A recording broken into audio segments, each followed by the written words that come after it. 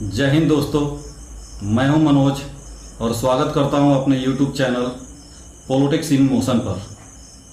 आज हम एक ऐसे विषय पर बात करने जा रहे हैं जिसने पूरे भारत में हलचल मचा दी है। आज हम बात करेंगे एक बड़े विवाद विषय पर जिसमें ऑस्ट्रियाई अर्थशास्त्री और नाटो विस्तार समर्थक गंटर फेलिंगर ने भारत के खिलाफ आपत्तिजनक बयान दिया है और उन्होंने भारत को एक्स इंडिया में तोड़ने की मांग की है। और तो और प्रधानमंत्री नरेंद्र मोदी को रूसी आदमी तक कह डाला है। साथ ही उन्होंने अलगाववादियों का समर्थन भी किया है। तो चलिए इस टॉपिक को विस्तार से समझने की कोशिश करते हैं। सबसे पहले यह जानने की कोशिश करते हैं कि गंटर फेलिंगर हैं कौन।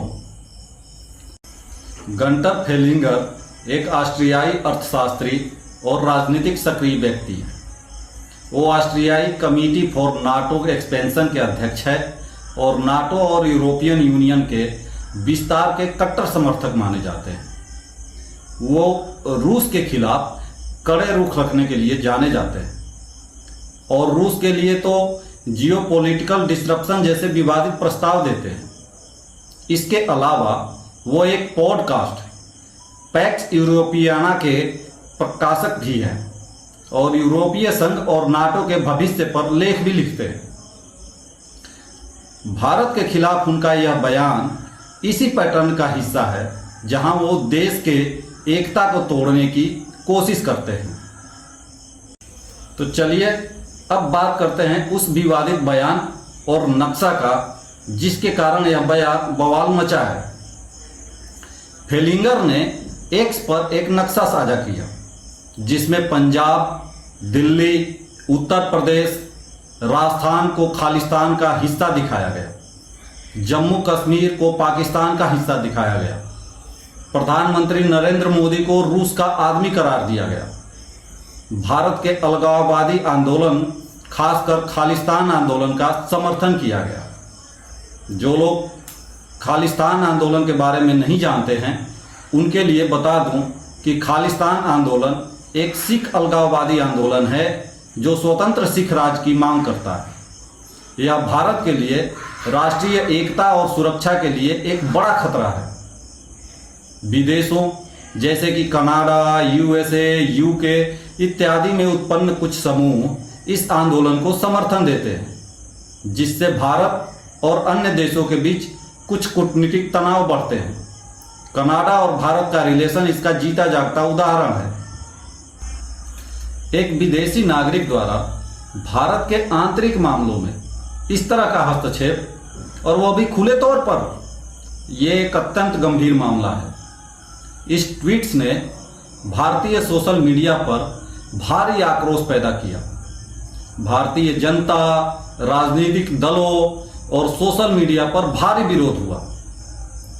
भारत सरकार ने इन टिप्पणियों को हल्के में नहीं लिया। इलेक्ट्रॉनिक्स और सूचना प्रौद्योगिकी मंत्रालय ने त्वरित कार्रवाई करते हुए एक्स इंडिया को फेलिंगर के अकाउंट्स को ब्लॉक करने का निर्देश दिया।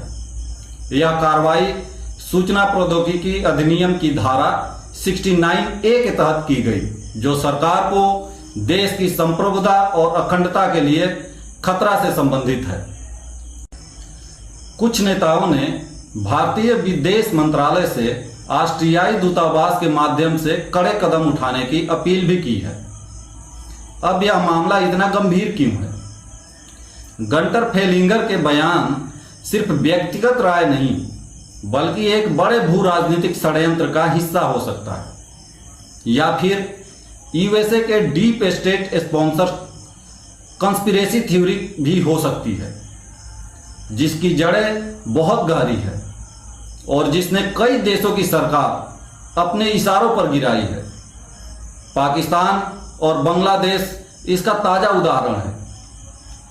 नाटो समर्थक उनका एजेंडा भारत को कमजोर और बिखेरने का यह प्रयास दिखता है, खासकर उस समय जब भारत ग्लोबल साउथ और शक्तिशाली देशों के साथ रणनीतिक साझेदारियां मजबूत कर रहा है।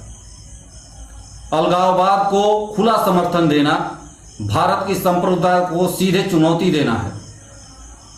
ऐसे बयान भारत के आंतरिक सुरक्षा के लिए गंभीर खतरा है और इससे सांप्रदायिक और क्षेत्रीय तनाव बढ़ सकते हैं। अब बात करते हैं भारत की स्थिति के बारे में।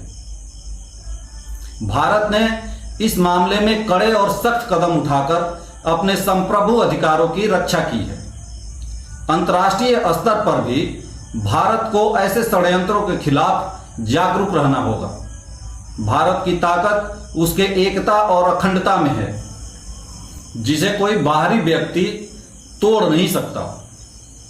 दोस्तों, गंटर फेलिंगर का बयान सिर्फ एक विवाद ही नहीं, बल्कि भारत को तोड़ने की एक सोची समझी साजिश की कड़ी है। हमें एकजुट रहना होगा और हर तरह के विदेशी हस्तक्षेप के खिलाफ सजग रहना होगा। भारत की एकता और अखंडता हमारी राष्ट्रीय एकता है, जो हमें हर हाल में बनाए रखना है।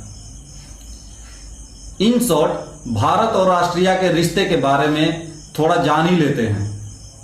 इंडिया और ऑस्ट्रिया के रिश्ते 1949 से हैं। दोनों देश लोकतंत्र, शांति और बहुपक्षीय सहयोग के समर्थक हैं। 2024 में पीएम मोदी ने 41 साल बाद ऑस्ट्रिया का दौरा किया था, जिससे रिश्ते को नई गति मिली। द्विपक्षीय व्यापार करीब 2.7 अरब डॉलर का है, जिसमें भारत दवाइयाँ, ऑटो पार्ट्स वगैरह भेजता है।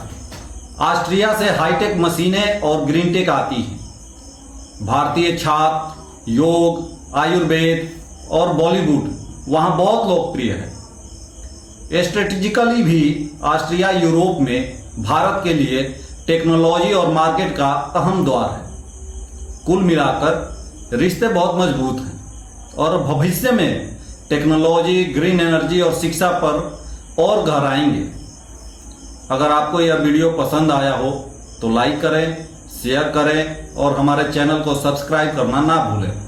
अपनी राय कमेंट सेक्शन में जरूर बताएं। धन्यवाद।